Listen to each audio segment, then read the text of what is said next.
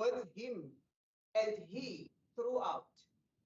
Not only so, but the persons to whom it gives the right to be admitted are in many cases persons who could not be women. For instance, solicitors in England, writers to the Senate, attorneys of the Supreme Court of the Cape of Good Hope, and I close quotes. Mrs. Lesher's counsel tried to advance his argument relying on Section 10 of the Interpretation of Laws Proclamation 15 of 1992, which provided that, I quote, in all laws passed since the annexation of the Transvaal, words of the masculine gender shall include females, close quotes. Now, in refusing to accept his argument, the court said, I quote, that was so unless the contrary intention appeared. It seems to me that there is a contrary intention which seems to arise from the use of the word attorney. The proclamation does not create a new kind of officer of the court. It makes use of the name of an old established profession of an attorney, as it has been called universally in South Africa, or attorney or solicitor, as it has been called indiscriminately in England. And it adopts the whole course of practice which has been followed as regards what persons are capable of being attorneys or solicitors. I think that the mere use of the word attorney indicates that the intention was that persons should be admitted as attorneys in accordance with what has been the universal practice, if not law, for so long as the law on the subject has existed. The use of the word attorney, in my opinion, indicates that the persons who are to be attorneys are to be of that class who have always been capable of being attorneys, and not of that class who, so far at all events as practice is concerned, have never been capable of being attorneys. I close quote. Mrs. Jeppy has referred not only to the proclamation, but various Roman Dutch writers. The court went on to say, I have listened to the passage he has quoted from Van Leeuwen, and the ground on which that writer seems to think that women may be capable of being admitted as attorney is that they have been admitted as stone translators. But I do not see the least analogy between the two cases. There is no ancient practice in regard to the admission of son. There is a long practice behind it. And the two cases seem to be entirely differentiated from each other by that one fact. But even if the court had power to admit a woman as an attorney under Section 11 of the Administration of Justice Proclamation, it is at all events within the discretion of the court whether it will admit or not. And I should have thought that the court, in exercising that discretion, would be guided by what has always been the practice and would not feel itself justified in departing from that practice unless the legislation has indicated an intention that it should be departed from. The court at the end came to the position that the application must fail. Let's proceed to the other one after. Okay.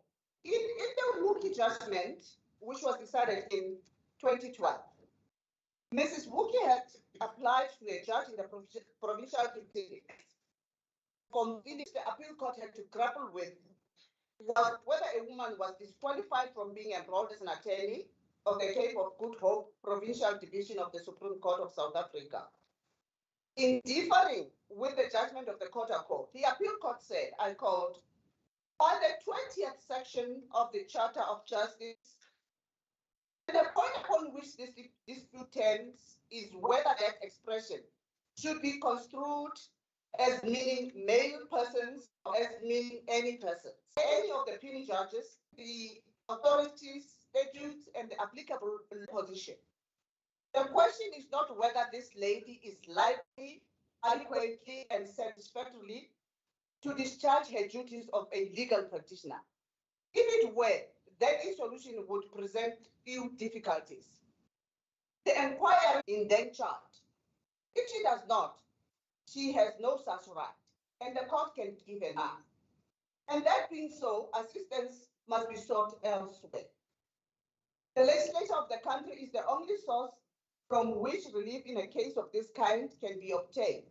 And to that quarter alone can representations be effectively addressed for the bestowal of that equality of dismissing the application. I close quotes. Thank you, my sister. There is no indication in any of those judgments that the courts had any regard to what these women's capabilities were, what they could offer to the legal profession, or even who these women were. Blinded by their ignorance, I want to draw attention to the two remarkable women who the courts denied. Sonia Schlesser was born in Moscow of Lithuanian Jewish parents. They later immigrated to South Africa. Here's the Mr. Gandhi connection. She was employed as Mr. Gandhi's secretary at an early age, 17 or 18. He had recognized her potential in her early 20s, and she was entrusted with executive decision-making in his law practice and his political activities. According to Mr. Gandhi, he said, during the satyagraha of the trade and business activities of Indian immigrants, Ms. Schlesser wrote that speech, and she'd been inspired by the suffragettes in doing so. But Mr. Gandhi read it out. He read it out because it wouldn't have been acceptable for a white woman to have addressed in public a large gathering of mostly Muslim and Hindu men. But he acknowledged, because that's always been okay for women to be teachers, and we make very good teachers. That was far more acceptable. But here is such a poignant little fact. At the age of 65, she had strong links to what is often called the Setswana, the Wookiee. I'd now like to call upon another doyen in our profession, Advocate Commemorative SC of the Johannesburg Society of Advocates, to address the court.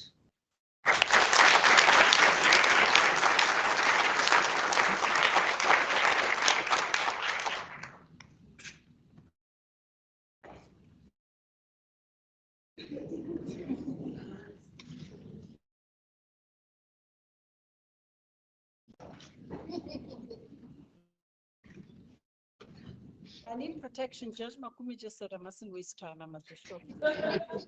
You are protected, Advocate Morocco, always. May I, ladies and gentlemen, please, honorable judges. Can you speak on your Am I not on? Press the button on the mic. It is. And on, yes, right?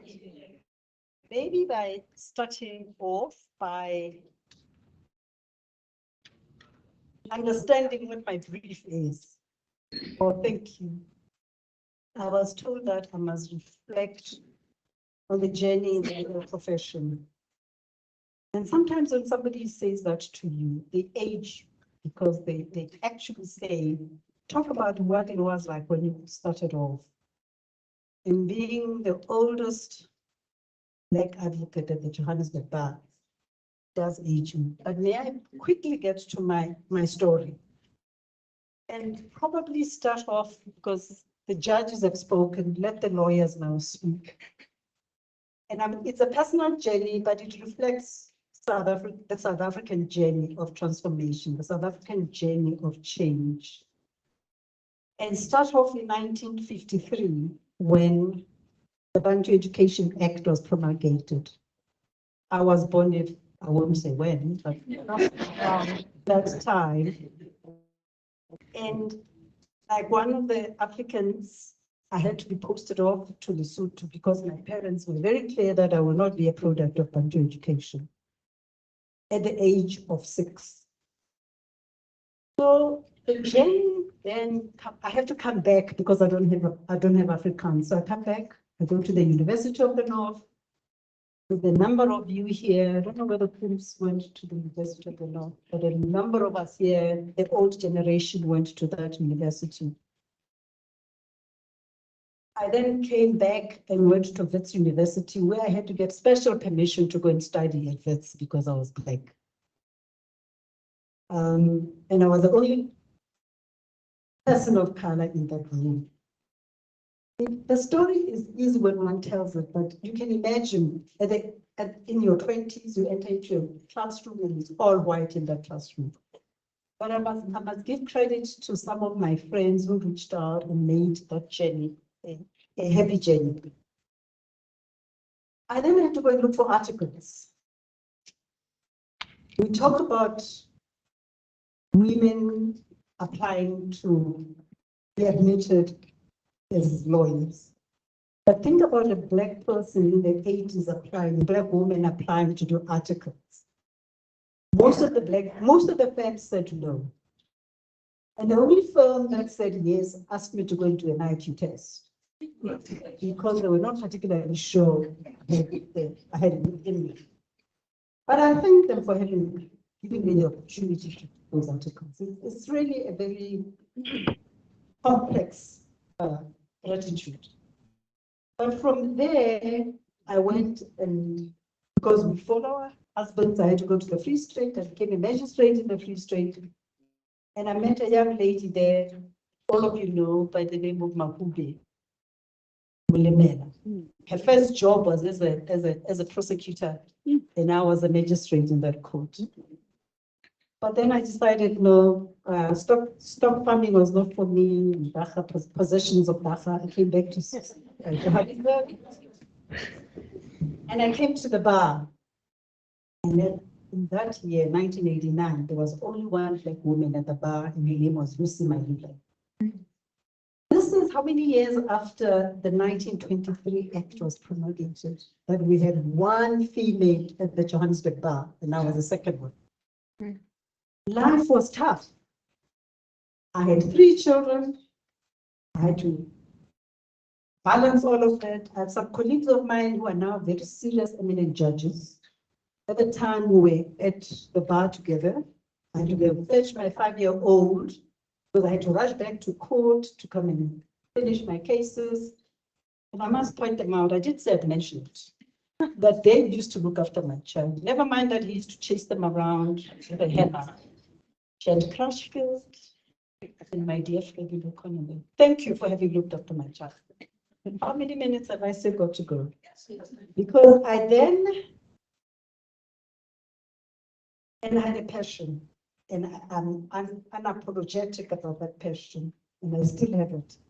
That we will change this country, we will transform it, we will make ourselves count, we will have the dignity to be counted as human beings. You come to court, all the judges are white, all the judges are male. Then I had the privilege and the honor to serve on the JSC. And the privilege and the honor to interview Lucy Malula to become the first judge, Black judge of this division. And when I tell that story, it sounds easy. Lucy came, Lucy was fit and proper to be a judge, and Lucy got interviewed, Judge Malula got interviewed. I can tell you now, it wasn't easy. I can tell you now, it was such resistance. And I can tell you now, the fight was on. And it was just not about the one Black female judge. You then had Judge Satchel, same methods. The notion that she's fit and proper, yes. But just the emotional blind spot of saying, this woman cannot be a judge. She's not fit enough. She doesn't have the experience. She's not ready to be a judge. And you ask the question, when will that person be ready to be a judge? And it was a long battle. And it's a battle about getting an inclusive bench. And I must tell all of you, having started on the JSC in 1993, that to look at this bench, I am so proud. So I get teary. But it was a long journey to get to where we are now.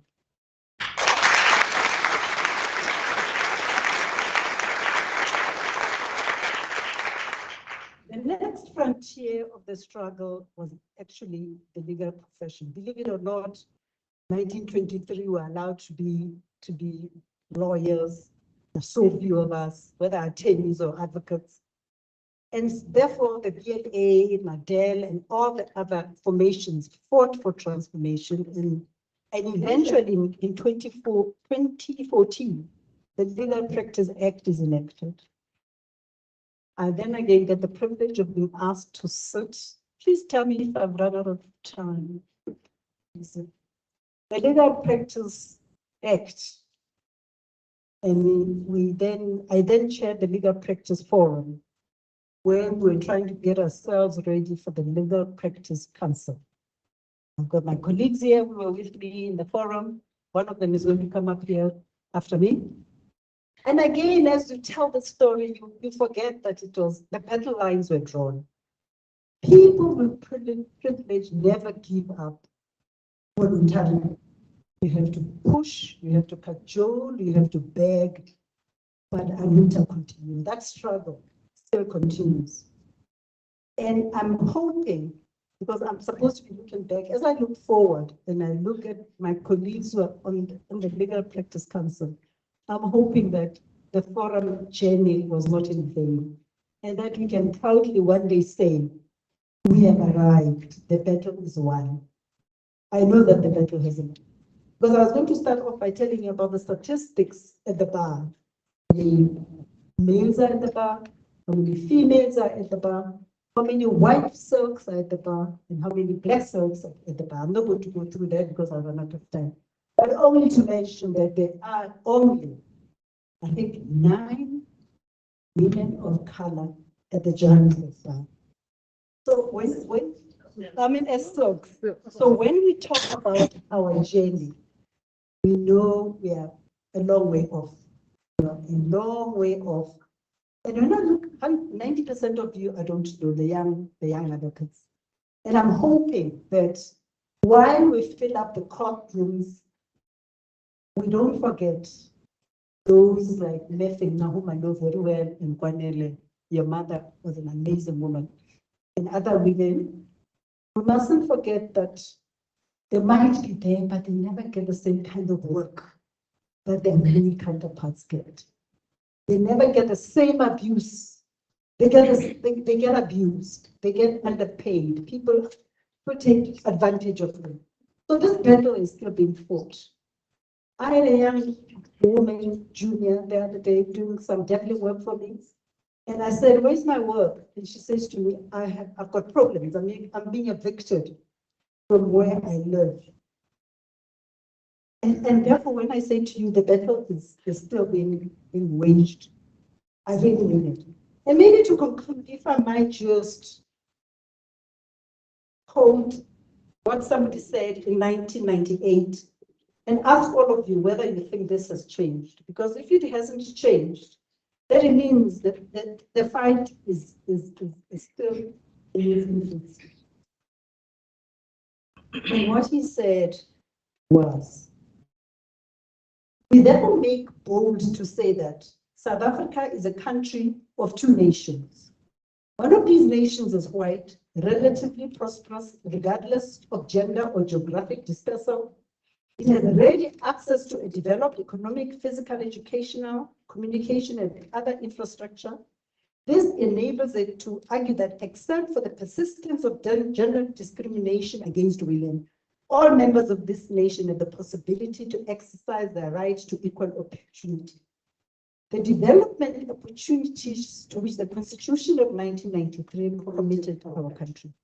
The second and larger nation of South Africa is Black and poor, with the worst affected being women in the rural areas, the Black rural population in general, and the disabled. This nation lives under conditions of grossly underdeveloped economic, physical, educational, communication, and other infrastructure.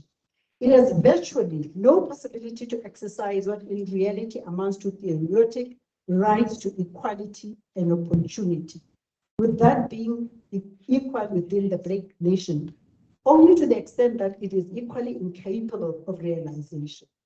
And until all of us can say this is not true, that what President Mbeki said in 1998 still prevails, and it is up to all of us in all our efforts to make this the truth. Thank you.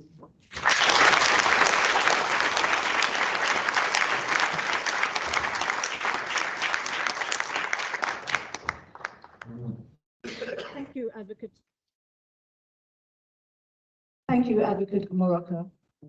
You are indeed correct. The struggle for equality, gender equality, has not been completed. It will never be completed until women have substantive equality and not just formal equality. So it's not just about numbers, but it's about quality of work, access to the same networks, access to the same attorneys, etc. Okay, I'd now like to call upon Ms. E. Masipa of the Law Society of South Africa to address the court. Ms. Masipa.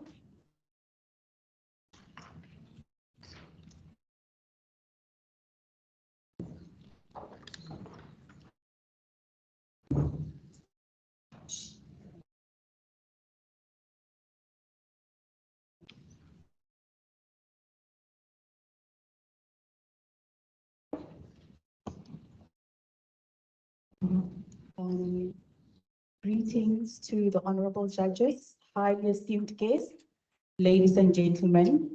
It is such an honor for me as a legal practitioner to come here today and give a talk on reflecting on the journey of women in the legal field. Some consider Lydia Poet to be the first female attorney, despite having passed her law exams, receiving her degree. The inscription of a woman on the roll did not please the Italian office of the Attorney General, who argued that women were forbidden by law to enter the law profession. That was in 1883.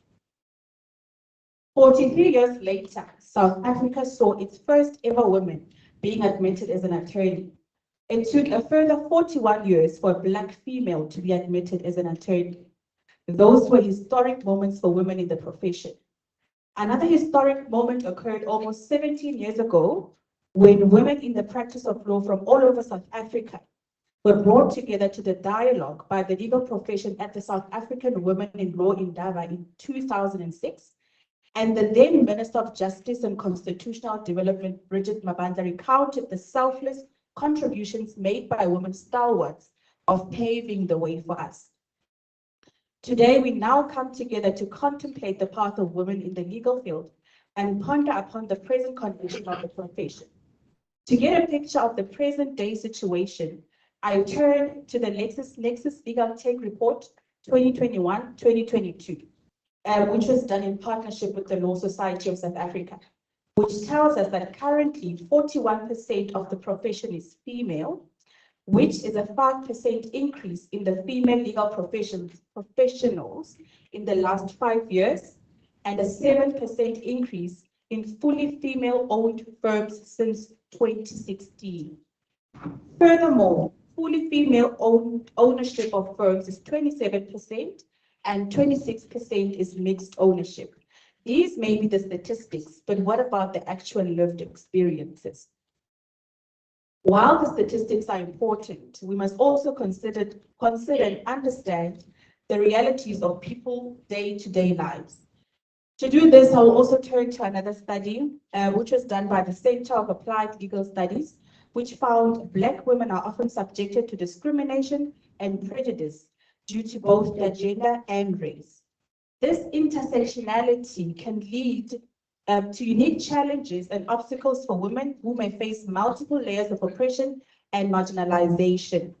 In the study, one particular concern that stood out for me, which was highlighted, is the conflict between where she had to choose between becoming a director or partner in her firm and her wish to start a family, and expressed uncertainty as to whether these objectives can coexist. Some other issues which were highlighted were work allocation, having clear understanding of transformation, and economic disadvantages. Having a grasp of the statistics, then our next step is to understand the terrain. To do so, I will refer you to another article for support. And in this article, Laseko Poko and Mohammed write that South Africa's legal profession lacks an efficient framework to promote substantial equality. They highlight several factors that must be taken into account, and this include pre-existing social networks that are largely compromised or comprised rather of male professionals with established relationships, clients and colleagues who doubt the aptitude, skill, and expertise of female legal practitioners, an uneven distribution of work opportunities to female practitioners, primary caregiving responsibilities that limit face time, amongst others, which include maternity leave. So the current structure of the profession and underrepresentation of women fail to accurately mirror the diversity of the country's population. They argue that the preferred approach to understand gender equality is substantive equality. Now, substantive equality is described as an approach that looks at the overall effect of policies that are meant to achieve gender equality. This understanding is rooted in the recognition that inequality within the profession arises from deeply entrenched political, social, and economic disparities between men and women.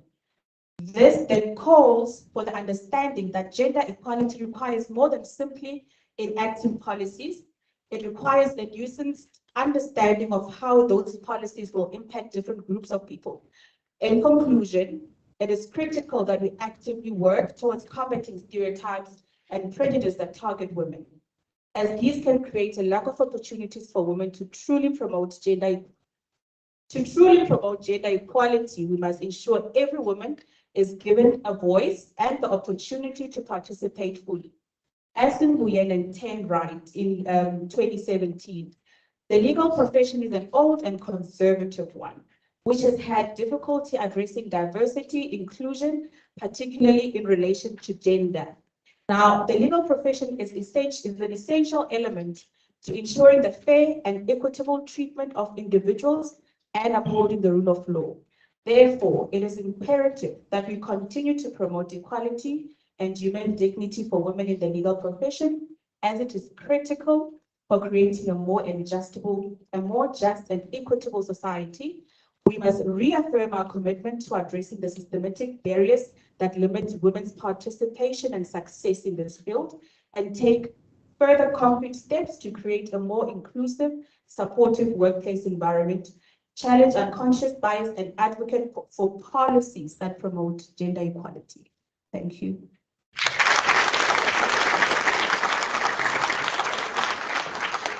Thank you, Ms. Sika.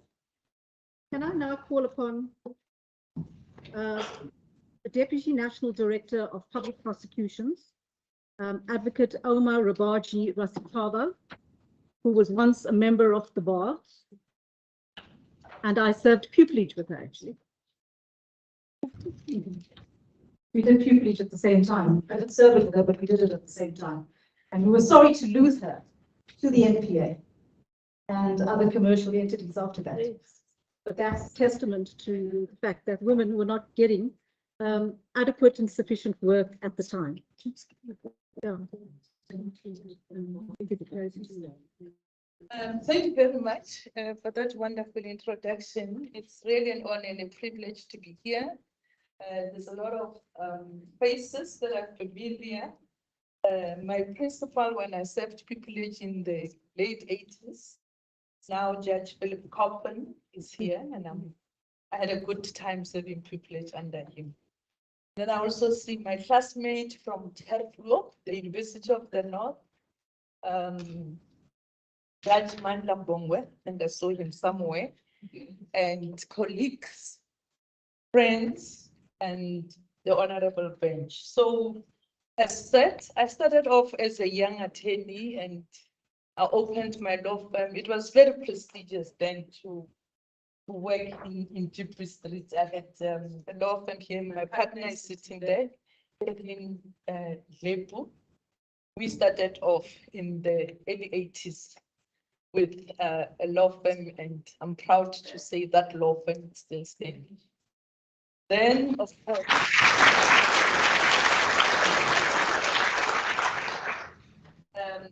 course, I went to the bar, and come democracy, snatched to go and work at NPA when the first NDPP was appointed, Bulelani Luga, and Relin Ketley, Judge Ketley there. She was one of my deputies and I was a special director. So it feels like this is home.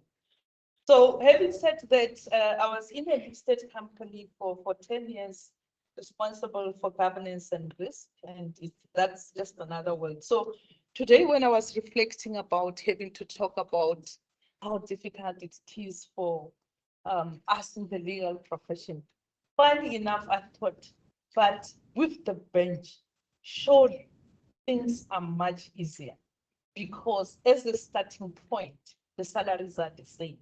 With me in the public sector, National Prosecuting Authority, the salaries are the same.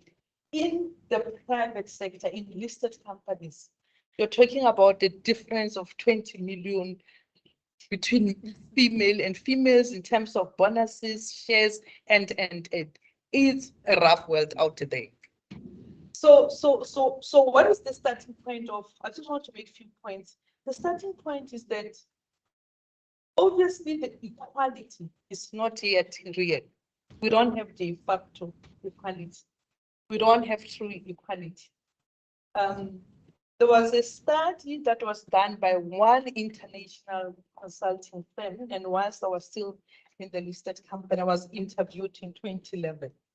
The study came out with the results that men are pointed on potential, but women on proven accomplishments. So let's just settle that for once and for all, right? So that was in 2011. So where to? I just want to propose about 6 solutions in terms of how we can move forward, because I come from a school of thought that say, well, we can bemoan that fact ad infinitum, but maybe let's just help the younger generation how to navigate this difficult world. So one of the things that I like saying is, first thing, it sounds simple, but own your own narrative. For you to be here as counsel, you have accomplished. Forget about the fact that you might not get a top job because of potential like men do. You have proven accomplishments. So own the narrative that I've accomplished, I'm strong, I'm competent. Of course, you'll make a lot of mistakes, you're a human being. But own that space and own that fact and face the world standing on 2 feet, just owning the narrative that you're one of the best. No one is going to do it for you. This world is too rough. That's the first point. Of course, that entails you being reflective. You need to see where you need to do some bit of growth and development in this space. You are in a listed company, you've left the profession, you're a listed company. Let me do a little bit of studying here. So you just need to be reflective and then own that narrative.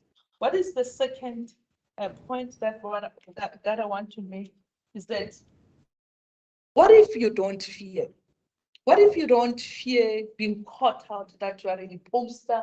What if you don't fear that you might have been given this top job because you are a Black woman? Get rid of that fear. Because remember the first point, you're owning the narrative that you're good, you're competent, you're smart, you make a mistake, but let's get the show on the road. So there's a point, and again, it's a study that was conducted in one of the international universities on being likable and being successful. So most men would be successful and would respect them for that. But when you're a woman and you come up and you say, like in the National Prosecuting Authority, I keep on saying, but we don't, that's not how we do it. If we have to do a strategy, and then I tell my fellow prosecutors, this is how we have to do it. And of course, I'm not likable because, look, this is not the private sector. This is the National Prosecuting Authority. You've been here for the last 20 years. So then you chill about your private sector. So it's okay.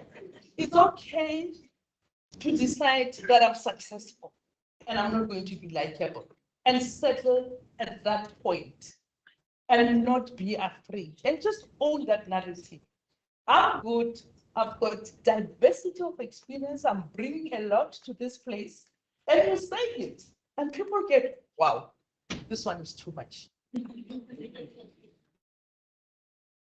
And what is the biggest point, particularly to the younger practitioners and all of us who are young here? You are the promise for a more equal world. So ask yourself, what am I putting on the table? Because I'm a promise, you are a hope. You know, there are people after they've seen you on TV, they've seen a glimpse of a judge giving judgment, they'll take a picture of that photo and put it next to their desks in primary school. Some young girls have told me that, oh, we've seen you on TV, we've seen you on the newspaper. I cut that picture, I put it on my desk. So out there, you are a promise to somebody. So shoulders out, you are a promise, you are a hope for an equal future for somebody out there. So live on that hope because you are giving hope to others. Mr. This is Baji, a very nice one. And Mr. Baji, I think your time is up. If you can just round up. okay, thank you. That's Judge's prerogative, yeah. yes. See career progression as a jungle gym, not as a ladder, because if you see it as a ladder where you must, I was an attorney, now I'm an advocate, now I must be a judge, that's going to frustrate you. See it as a jungle gym. So the conundrum is, do we continue to talk about how was the second Black woman Deputy National Director of Public Prosecutions, NPA, or do we embrace the future and the hope of the equal world?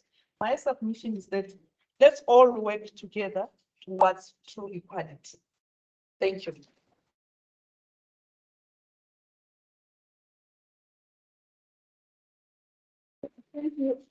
Thank you, Mr. Rabaji. I see counsel are getting restless and starting to leave court. I can assure you that your courtroom is not going to, your court session is not going to resume right now at 2 o'clock. So please remain here and we will try and shorten the proceedings because we are running over time.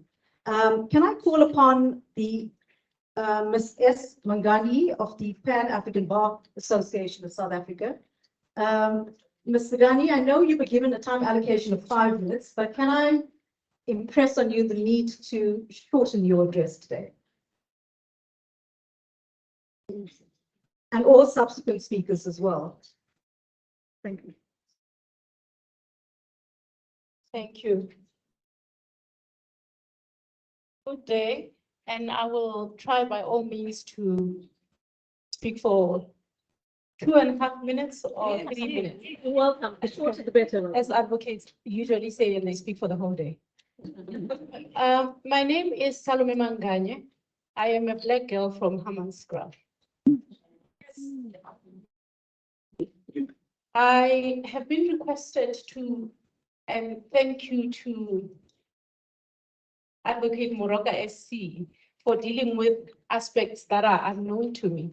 But I decided to, in order to speak to the topic, refer to what I will call the boogeyman in the Wookie case. In that judgment, there is a reference there that is said, and I quote, if it was rightly answered in the court below, the result will be materially to widen the area of women's economic activities, though that be done by opening a host of new competitors, the door of an already congested profession. So already in 1912, the men sitting on the bench sought to keep it here. You come back. Okay, the lights will come back once the generator kicks in. No one sneak out. Thank you. So it is what I call the boogeyman syndrome. And what I say was set to effectively keep many women out of the profession. And as I put it, the boogeyman syndrome is still alive. Yeah. Is there a tangible change since those judgments and women were allowed into the profession? I say not. If you look at the statistics, and I know that my Leonard Senior did not have these, but there are 2,841 women advocates nationally. 1,105 are Black. And as my Leonard Senior has said, only 9 in the Joburg bar are Black silk. And where I'm from, there's 1. So even today, as we sit here 100 years later, it is still the same. And I say that it's effectively no change. But if you even go further and look at the type of work that women get, and I will speak predominantly for Black advocates in the profession who are women. And we look at the biggest consumer of legal services, and that's the Department of Justice through their state attorneys. In their stats that they post on their website for February 2023, in Pretoria, there were 122 briefs. And out of those 122, 38 went to women. In Johannesburg, there were 86 briefs. And out of those, only 38 went to women. But let's speak about the quality of the work that's going to women. What type of work and how do we measure the type of work that go to women in the profession? It is an open secret that we as women, and it's predominantly Black, apparently are very good at Minister of Police work. Apparently, the open secret is that we cannot do tax matters. I admit the only reason why I became counsel or a legal practitioner is because I can't count very well. That is why I always struggle in rough matters. The pay issue is unparalleled. For some reason that is unexplained and is absolutely unjustified, Black and female advocates are paid less than our male counterparts. You can ask the state attorney to provide you with the criteria that is used. But if you look at that criteria and you look at the seniors that you are briefing with, you can see that that criteria is not actually being used. And what I call an indignity is situations where you find Black seniors who are silk working with juniors whose fees are more than those of the silk. A perpetuation of indignity. I will not even get into the private sector because they don't want to come in. To make matters worse, now the biggest consumer of legal services, being the Department of Justice, has decided that there's a policy that caps the amount of briefs that go to legal practitioners. So you get 1 brief in what we are well known for, Minister of Police Matters. You provide an opinion, and then you have to jump in the queue 3 months later to get another Minister of Police brief. But also another open secret, we do know that other colleagues get more and don't have to wait in this queue that some of us are supposed to wait into. But what environment that fosters? It fosters an environment that forces quid pro quo agreements.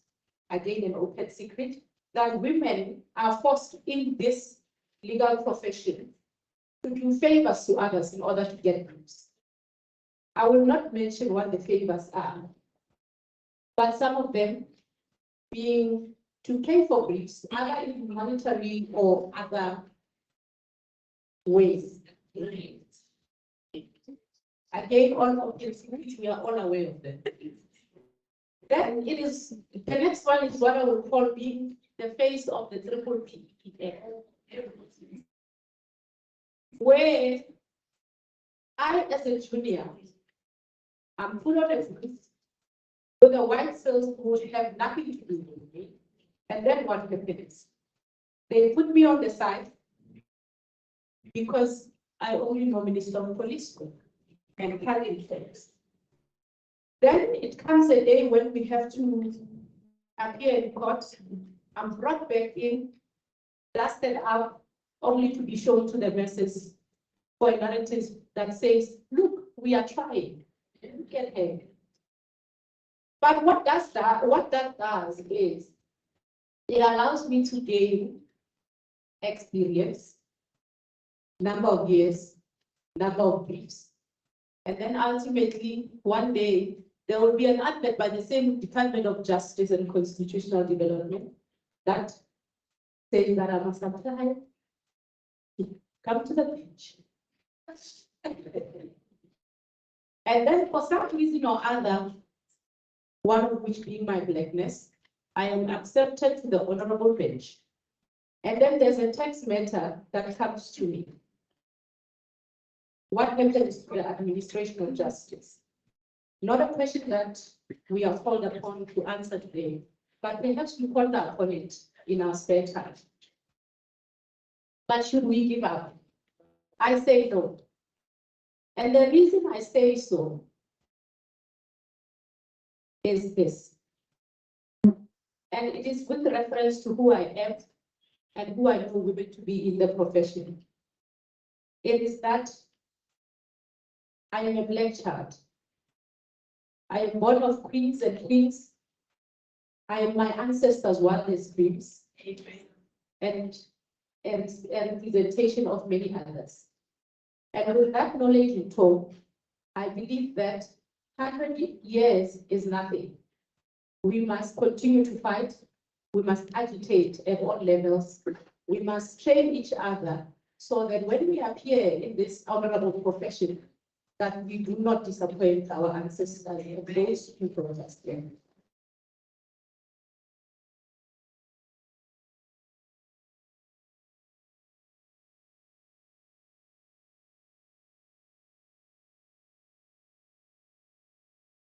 Thank you, Mr. Daniel. Can I now call upon the representative of the Johannesburg Attorneys Association, Ms. C. Gladwin Wood, to address the court. Ms. Wood, can I please appeal to you to keep your address short?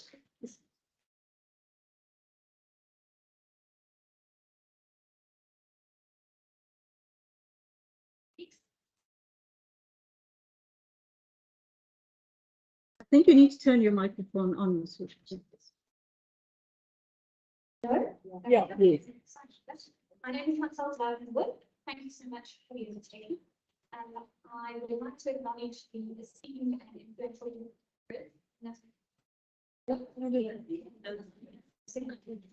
jurors in the room, and I won't go into the list of everyone here, but I want to acknowledge the constraints. Today we celebrate 100 years of women being committed to practice law in South Africa, and this is undoubtedly a historic moment.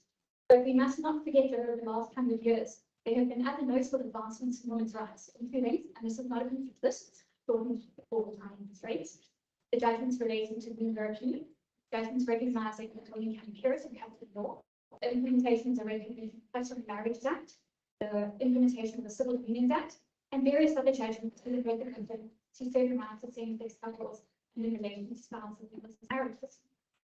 In each of these cases, the fight is led by a small group of people, backed by jurors who believe in their cases. And in the famous words of Margaret Mead, one must never discount the fact that a small group of thoughtful, committed citizens can change the world. Indeed, it is the only thing that ever has. I personally have no stories of discrimination to share. I wouldn't even try. The stories from the ladies who have gone before me are powerful and profound, and I cannot speak to that whatsoever. So today, I thought I would take the opportunity to look forward to the movement in light of the fact that we hope #100 more years is going to show us further advancements. There is still much to be done to the full accountability to the rights to equality and dignity of women in South Africa, not only in the legal profession, but also in the broader context of society at large. One study in County reported that 1 out of 7 female learners did not have access to adequate sanitary products and the school as a result. Another study suggests that girls in South Africa miss between 10% and 25% of their schooling as adolescents due to lack of sanitary products. This is compounded by our province's notorious lack of adequate water and sanitation infrastructure. On a different front, but in a similar vein, some studies show that 39% of LGBTQI+ persons have been verbally assaulted, 20% have been physically attacked, 17% were chased down or followed, and 10% were physically attacked as a result of their sexual orientation or gender. I'm not well versed enough or clever enough to advocate for changes in law in relation to these particular problems, but I do hope that some of my colleagues sitting here today will be able to pick up that torch and take it forward. In my view, these statistics evidence that in the haunting years of Robert Frost, there are miles to go before the scene. At the celebration, I would thus call upon all of my fellow jurors to be more aware of, more tolerant of, and more compassionate in respect of persons who suffer inconveniences and prejudice. To foster awareness of these things, to do away with taboos, where it is within our power to do so. Help shape the legal landscape and take latent issues with humble hearts and eyes. It was famously said by someone tells me it's Edmund Burke, the Google said that actually wasn't, and that the only thing necessary for the triumph of evil is for good men to do nothing. My proposition today is let us be the small group of committed and thoughtful people who change the world, and not the small group of good men and women who do nothing.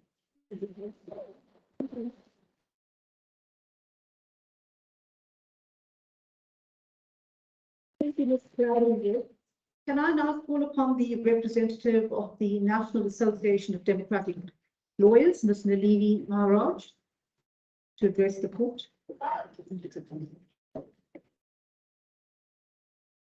Ms. Maharaj, can I once more appeal to you to keep your address as short as possible? Perfect. So I have the task of coming after all of the great warriors. I'll call you warriors because I think I'm very here, like the palace. But I must say, the struggle in terms of being a women lawyer in practice has been difficult. I started off with Nadal in 1993, and I'll tell you, I came from great out, so the deep rule. And I must tell you, the prejudices we had to suffer as girls in great out. But yes, we were Indian, but I'll tell you a little story. I had to bargain with my dad to agree to get married to a guy in order to go to varsity. I got there, of course. We never got married. I held him on for 4 years, then 5 years, and then the guy gets better. So when you guys, that's the norm of there, right? When probably makes you want to resort to other things. Now, what is interesting about this fight of mine is that I got to Nadal. And I'm not here to preach about Nadal, but I used it to actually say to women out there, you know what, we can do this. It's not about getting all those briefs. It's about getting the work and then knowing what to do with it. And for me, training is the skill. We can try all we want about our prejudices, it's not going to change. What will change is our ability to change within ourselves and to say, you know what, I don't care how complicated the matter is, I can do it. Yeah. So with training is what the future of the next 200 years should be. But it should be about what are the trends out there? Where do we get the big bucks? I'm not here to get the police briefs. I've been practicing attorney. I've been appearing in the High Court for about 23 years. Most of the judges here know me, but they wouldn't see me in the big civil matters. You see me in the criminal tax matters. You'll see me fighting for the medical patients. And you will see me doing all the serious problematic matters that nobody else wants to take. The serious multiple rapes and so on. And what did I learn in this past 23 years? Pick another person. I'm not here only to say women, but persons, because I'm a human rights lawyer. Whenever I think civil court, I will share with the other person who's very, very problematic and say, what I don't want to do in this eviction matter. We need to help each other. This is the time where we all must stand together and say, you know what, we can do this. Now, let's talk tenders. How many women practices advocates we apply with tenders? We spend hours with those tenders, and what's the result? Thank you, unsuccessful. No reason. And yet, if I look at my CV, I've served on 20 boards. I've got multiple experience in taxing, all kinds of forensic matters. And all you'll get is a regret letter. That has to change. And I think the way forward, what are we here to do? Why are we sitting here? Why are we celebrating? We need to celebrate a change. A change has to happen. I prepared a long speech. And then I decided, you know what? I'm going to everybody's stories. Let me share mine. It's pointless me telling you what we can do. We know we can do it. All can do it. And someone spoke about confidence. Confidence is what we lack because of our environmental condition. I must say, I've had very good experiences in court. But you know what? It taught me, pick pieces up Marie and do the next matter. And the thing is, you're going to fail. Life is not full of positive things only. There are the negative, and how we deal with it is what matters. And for me, the change must start with every one of us. We need to connect, we need to have positive discussions, and we need to say to those big banks out there, we're not only here to do default judgments, we can do trials. And I think I'm going to say to the esteemed judges, I've tried to cut my story short in view of the other still to follow, but I hope you've got my message. And,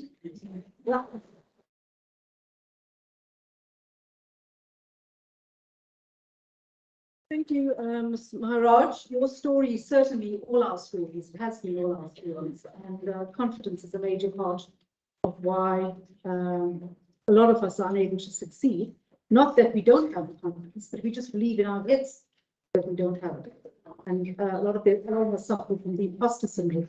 My colleague, Justice Wiener at the SCA, and I had a discussion the other day about imposter syndrome. And I said to her, do you think the men in this court also suffer from the imposter syndrome? She said, okay, let's see, let's go and ask.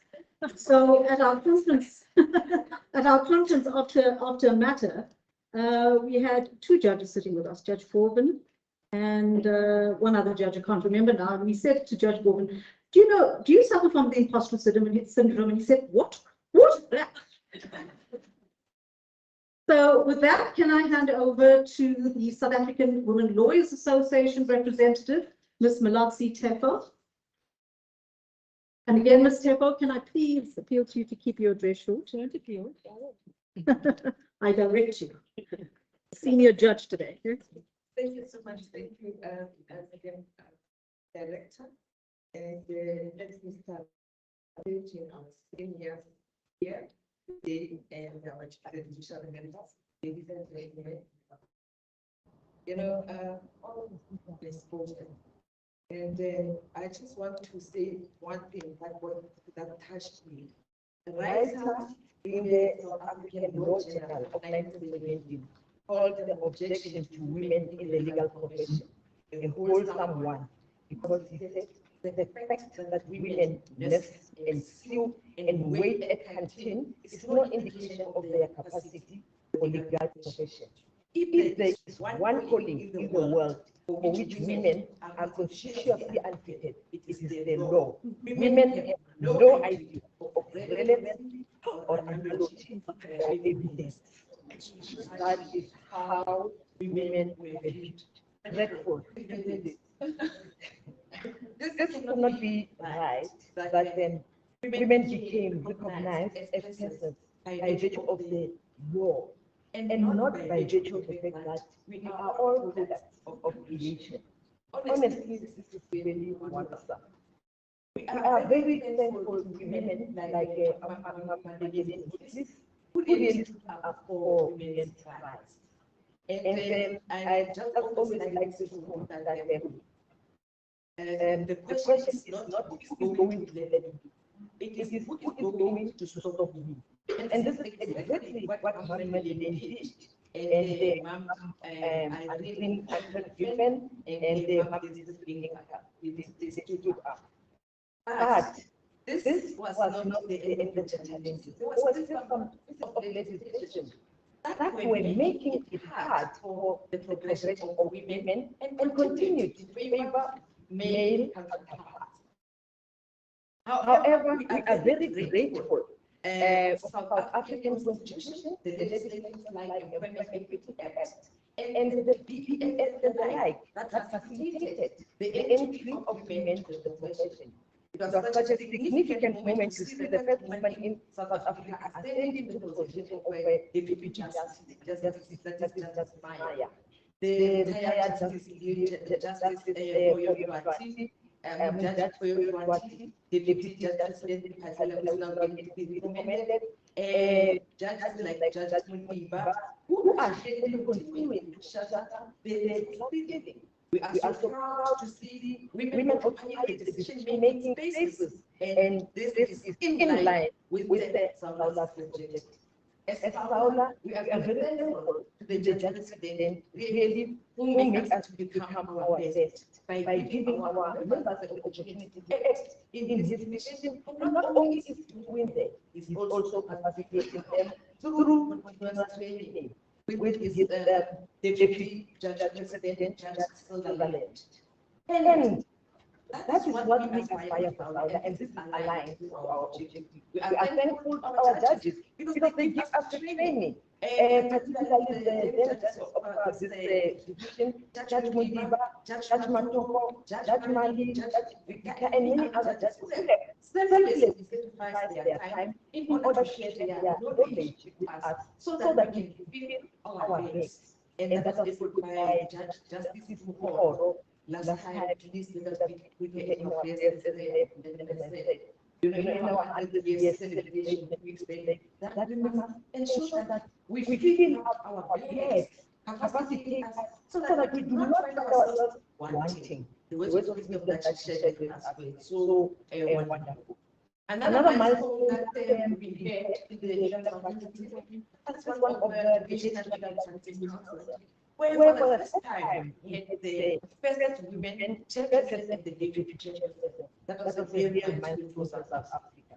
And the statistics that I saw showed that approximately 43% of legal applications made in South Africa today, and of which many own and operate their own legal practices at the institute of advocacy. However, truth be told, the state is still not balanced. We are still a bit far from achieving equality. We still have a lot of work as South Africans to ensure that women are occupying the ultimate position, and we ask our men to assist us in that regard. So as South we are very proud of the improvement that the South African legal fraternity has made regarding women's representation over the last 50 years. This is a milestone for celebration. We are so grateful for the brave senior women lawyers who have paved the way for women in this fraternity. So Saula is gratitude is therefore to work hard and maintain love, peace, unity within the fraternity, and ensure that wherever we do is not out of egotism, as we see very each and every woman in the fraternity. And it is therefore a serious endeavor for all of us to ask ourselves, what are we doing to improve the lives of others in order for the betterment of the Union of South Africa? And as Saula, we are living by the motto that we rule as we rise. Thank you, Madam. Thank you. Thank you, Ms. Malatsi Tefo. I'd like to now call upon the representative of the General Counsel of the Bar, Advocate Al Makomi. Makomi, once again, I appeal to you to keep your address short.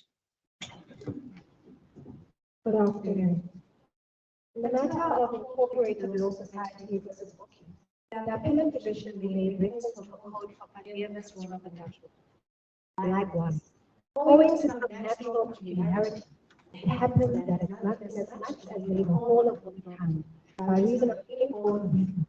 It is necessary for matters by knowledge and judgment when they come. Women like females of office, only dignity related to the of the people and its things. What the appellate division fails to see is that by sitting in the profession, the legal profession trail the lawyers, each day in history, their legal and professional capabilities, highlighting that there is a person to occupy offices required. In my short career as an attorney, legal advisor, and advocate, I've got to know far and unique. I'm a law woman, but an anti-apartheid activist, open a law firm for husband, of marginalized communities, fighting against unjust laws put in place by the South African government. To continue to learn, practice following her husband's brutal assassination. A noblewoman became the first female appointed as president of the Supreme Court of South Africa and the Chief Justice. A noblewoman wakes up each day to don the black rose to fight unconstitutional laws in high schools, ensuring that the Constitution are protected and respected by all. All the women whose following her need to become an advocate. Each day, certain chambers receives each day certain chambers and attends classes, knowing that excellence in her craft is the only way practice will succeed and break previously held beliefs that women are capable of being good advocates. A woman was in her first year practice, who as a result of skewed reading patterns is not a woman. However, even in such affairs, understands that the ability and consistency will one day result in change and improve the longevity of women at the bar.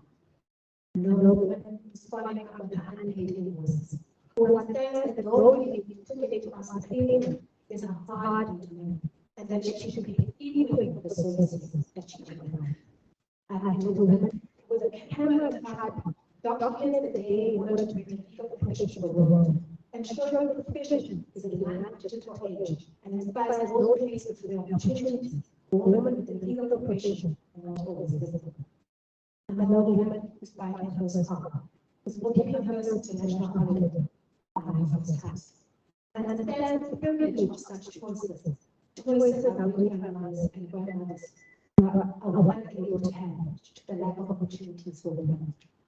Unfortunately, also the women battling mental illness, burnout, feelings of doubt and ability to live in depression. Facing such challenges, she bravely takes on each day by seeking help and speaking to those who participate in issues. And finally, a noble woman comes home from a long day to kiss her boy child goodnight, knowing that not only is she inspiration to young girls, but that inspiring boy child, baby will not know the gender is not bringing to the opportunity.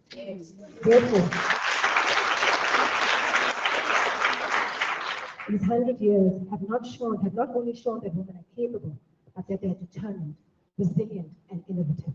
But while they may have challenges, they choose to tackle them head on. My wish is that for the next 100 years, the next time someone asks, do you know of a lawyer who? The answer should always be, I know a woman.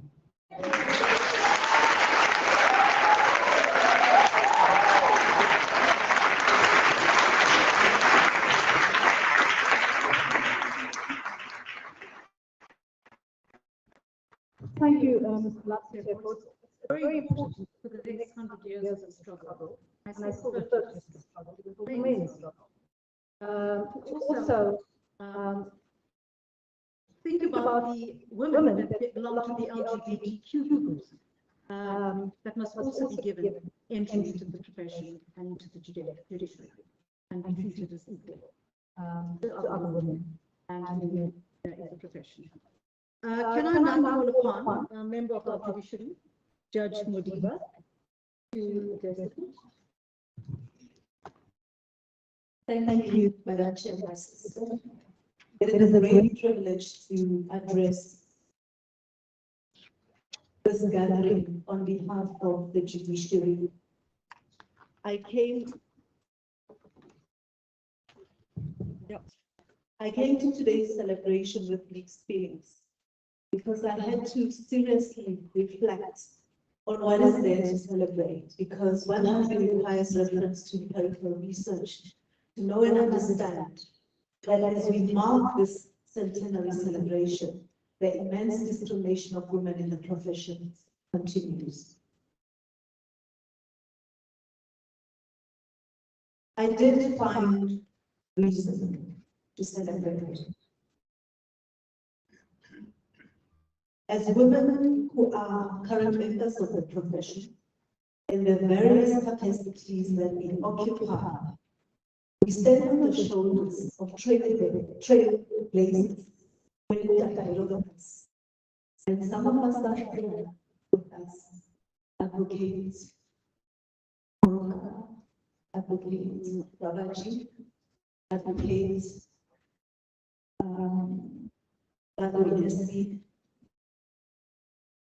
I beg your pardon, working for SD.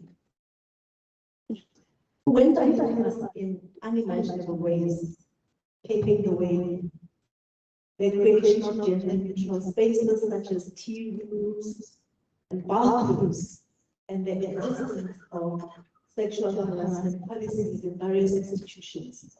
I just very sensitive how easy it is for us to take later to simply walk in. Various activities are lined up to mark up the centenary year, and I invite us not only to use the centenary year to celebrate the momentous milestones achieved to date, to advance women in the profession, but to further promote the equitable participation of women in the profession. It is certainly not a numbers game. I restore my mind there as sister. I've been deeply reflecting on the numbers in the liberal celebration, and I came to the view that the numbers reveal striking similarity in the progression of women in the profession, pre and post apartheid. I will not go with the numbers. I invite you to reflect on there's a list of women who have been appointed to this division in the program. You don't have to go far. Just reflect on the list and do your own research, or bring to people if you know where particularly women who are no longer in the division, whether they moved to the superior court or whether they retired.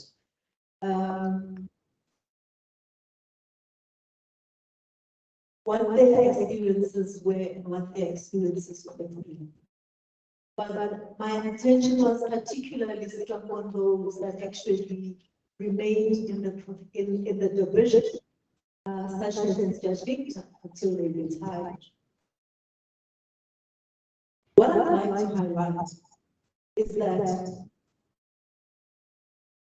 and this is one of the thoughts that came to me when I reflected on this, is that we're still anticipating the appointment of the first woman Chief Justice almost 30 years post 1994. And that this division is yet to have a female judge appointed to its leadership. 28 years after the first woman judge was appointed in 1990. And I think that's very telling.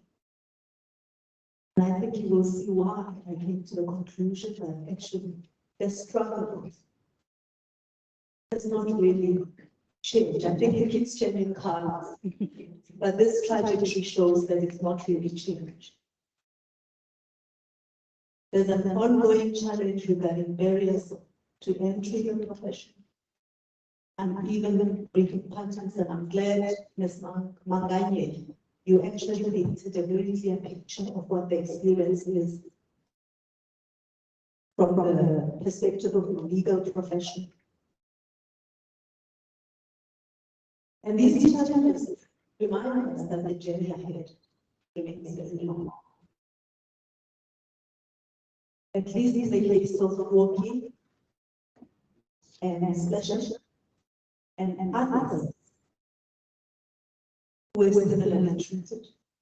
We have had the benefit of the misogynistic opinion of the bench that excluded them from the profession. The slow progression of women in the profession and on the bench taking place in a constitutional democracy is inexcusable. It calls for honest negative reflection and then the immediate adoption of more effective measures to correct it. I'd like to conclude with a quotation by the late Justice Ruth Bader Ginsburg. And I chose this quotation because I think it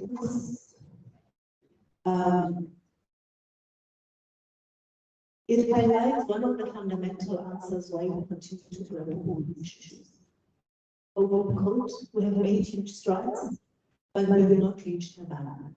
There's still rampant discrimination on the basis of race, gender, and I add to the South African context other discriminatory factors. It's true that most of the explicit classification, men and women are treated this way, men and that way, are gone from the models. But what remains is what has been called unconscious bias. One excellent example of that is the symphony orchestra. In my growing up years, I never saw a woman in a symphony orchestra, except perhaps a harp player, close quote. I challenge each and every one of us to constantly evaluate the extent to which unconscious bias in the choices and decisions we make in whatever role we play, in the profession, negatively impacts the achievement of the substantive equality of women. Thank you.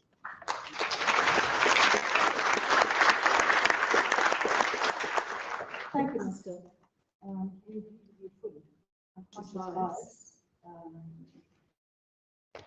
Still plays a role in and progress in both profession and judicial. And it's important that you have a change in mindset. Only when you have a change in mindset that you can get rid of some of these practices that stand in the way of the progress of women in the profession. I would now like to call upon retired Judge Margaret Victor to address the court. Thank you, Justice Catherine Sekiwani. It is indeed a privilege for me to look back on my 40 years in law as we have explored the last 100 years. You might be amused to know that when I started off as an article clerk, legal secretaries were still using carbon paper and tippets to deal with mistakes. But then came the photocopy machines, and guess who had to do the photocopies? The female clerks. But never did my generation have to endure the humiliation of Ms. Fleshen and Ms. Rookie and some of the lawyers, women lawyers that followed her. Today, we still have barriers, but those barriers, I'm sure, will be dismantled one by one. We now have virtual courts and paperless practices. We have artificial intelligence, we have metaverse. Is that going to be a real threat to women in the legal profession? I think not. We have met our challenges and we will continue to meet those challenges. Now, looking to the future, I can call on no better a young woman lawyer, Ms. Laura Lepu, to look at the goals for the next 100 years.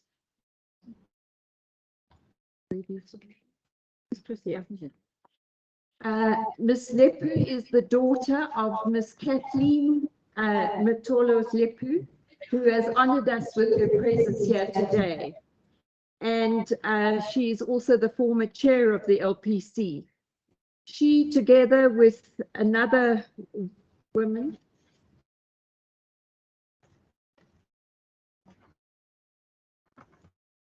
she, together with now Ms. Justice Daisy Molefe, continued a very powerful women-only firm.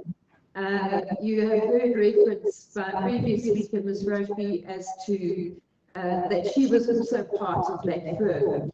But they went forward and they focused on commercial work, one of the most enterprising and pioneering women lawyer firm dealing with commercial work. They also focused on briefing women advocates, and of course that included me. And I just want to say something in conclusion, and that was I was interviewed by Advocate Morocco SC at the JSC when I applied. She immediately told everybody that she knew me, but then she went on to have the most compelling questions and interview of me. She didn't drop the standard. She interviewed me as she interviewed everybody else. Advocate Morocco, you are true in the legal profession. I call on Laura Zlepu to describe how the next generation of women lawyers will take the journey for the next 100 years. And Laura, I also asked, in the interest of time, that you will be short in your speech. Thank you. Thank you.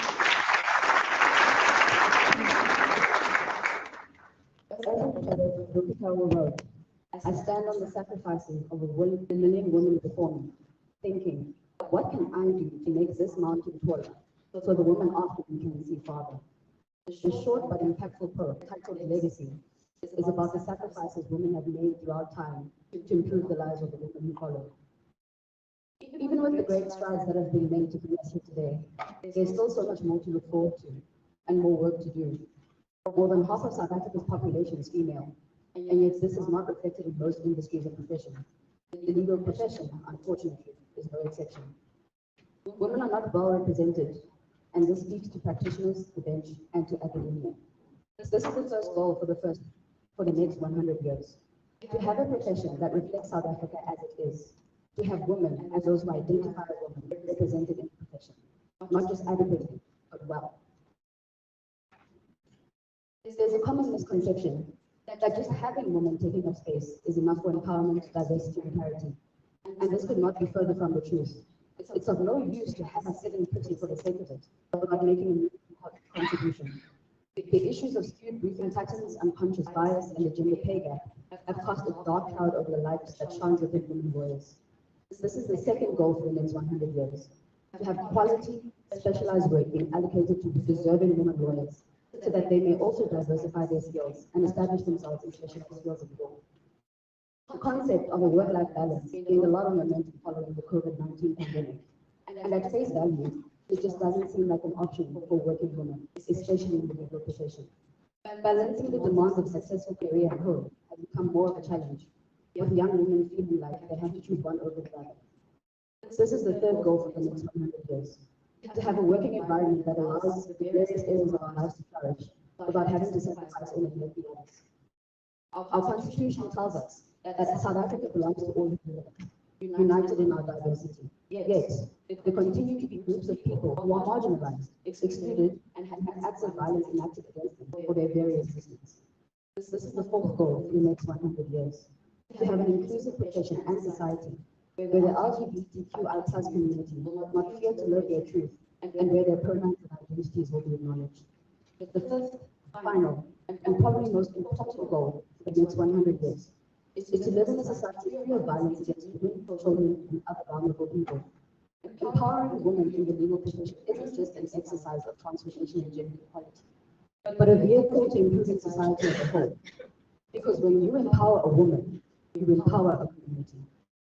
With various initiatives and organizations such as 100 More, Was a Woman in Law, the South African Women Lawyers Association, and the Legal Practice Council, championing the cause for the next 100 years. I look forward to being part of this cohort of legal practitioners to make the profession of our dreams a reality.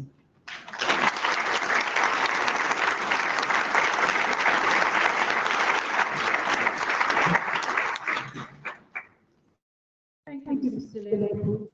Certainly has got very clearly what our task is for the next 100 years. Now that I look around this room, I see senior practitioners. Not so many senior practitioners who will practice here, but I see a lot of junior practitioners. And I want to say to you that you are leaders tomorrow.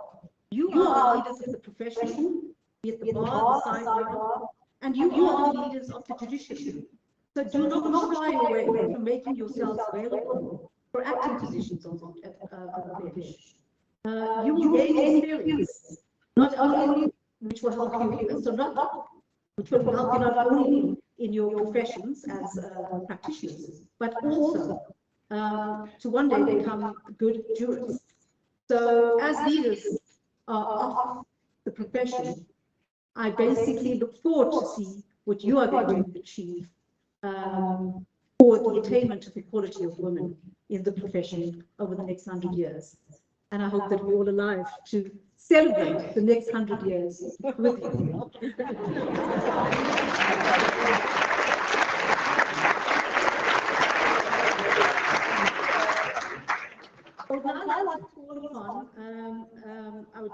judge present, who's become extremely popular in this institution. Deputy Judge President Sutherland. We've got a small presentation to make, and would like him to make that presentation. As I feel like the boss toss today, either he or JP should have been sitting here, but they've gracefully handed over the baton to the women of the division. So thank you for that. And thank you for assisting and facilitating this event today. And support, yes, real support. That's what we're doing.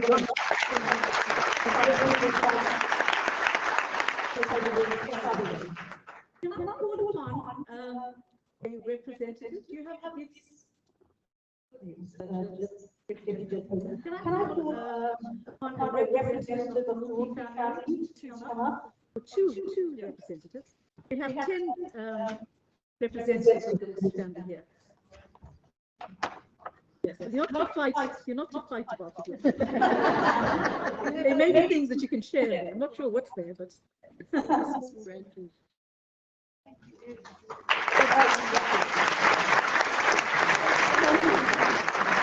Thank you for your presence.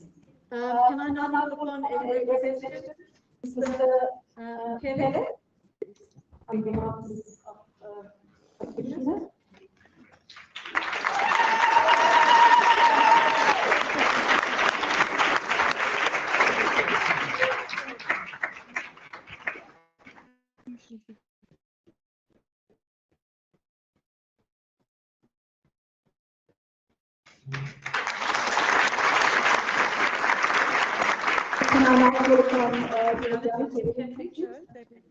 Oh, you really got it. Oh, okay. How did that happen? No. I had so Janet. I mixed up with Janet Kennedy, who's a friend of mine. Who's also a member of the board of the and we're very sad about that. Lots to London. With that, yes, I'd like to take this opportunity to thank all the speakers today who addressed the court. I'd like to thank the 3 families that are here with us today. I'd also like to take this opportunity to thank. Oh, sorry, I'm supposed to be calling all the speakers out together again. My earlier brief was that there aren't enough of you. And I thought, okay, so you better come up right. Sorry, Deputy Judge President. I think we've just got a bigger budget for the function. No, we have no budget.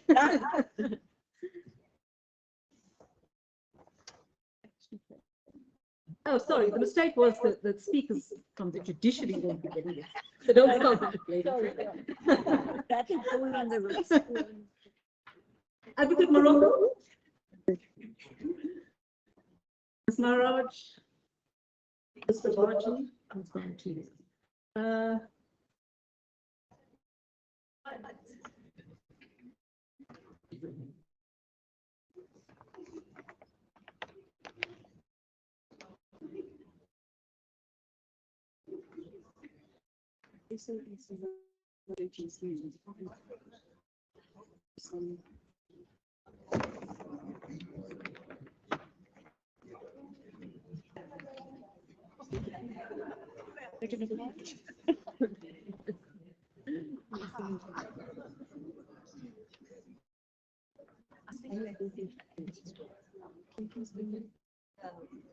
We still have one deputy. Somebody needs to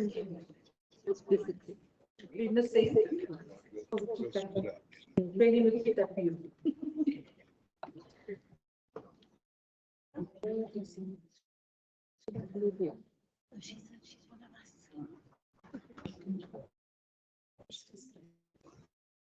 Okay, I'd now like to take this opportunity to thank the judges and staff of this court that were behind the preparation of this event today. It took many, many hours.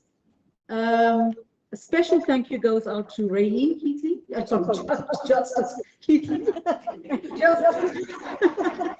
Opperman, and Justice, our retired Justice Victor, who's always been available to give us compelled wisdom in anything that we related to women and the empowerment of women at this court. All three of you worked very hard under very, very tight time constraints. Thank you very much for doing this. I'd also like to give a special thank you to Mandira Subramani, whom I see sitting over there. As usual, Mandira, you worked beyond what any researcher would do in assisting with the admin that goes into such a function. I'd also like to thank Ms. Shatina Litlake, who's the acting court manager, who's also been available to the judges in preparation of this function. And there have been the clerks of this division that have assisted in the last few days with background work related to this function as well. So I'd like to thank them, and a special thank you to Sophia Klaji, who's sitting over there, our sound woman today. You can see she's controlling the sound as well. She's also put many, many hours into this function. Thank you again, Sophia. You're always there for the judges. Sophia is the DJP's assistant. Okay, well, with that, thank you very much, ladies and gentlemen. Can I ask the speakers and the guests to remain behind? We will be adjourned soon, but I'd like you to remain behind when the advocates leave court. Okay, the court is then adjourned.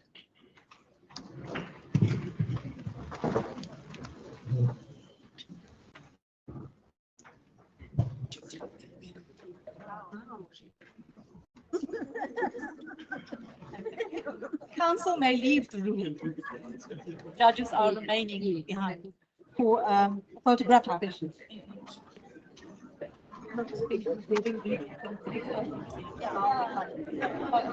Regular marathon.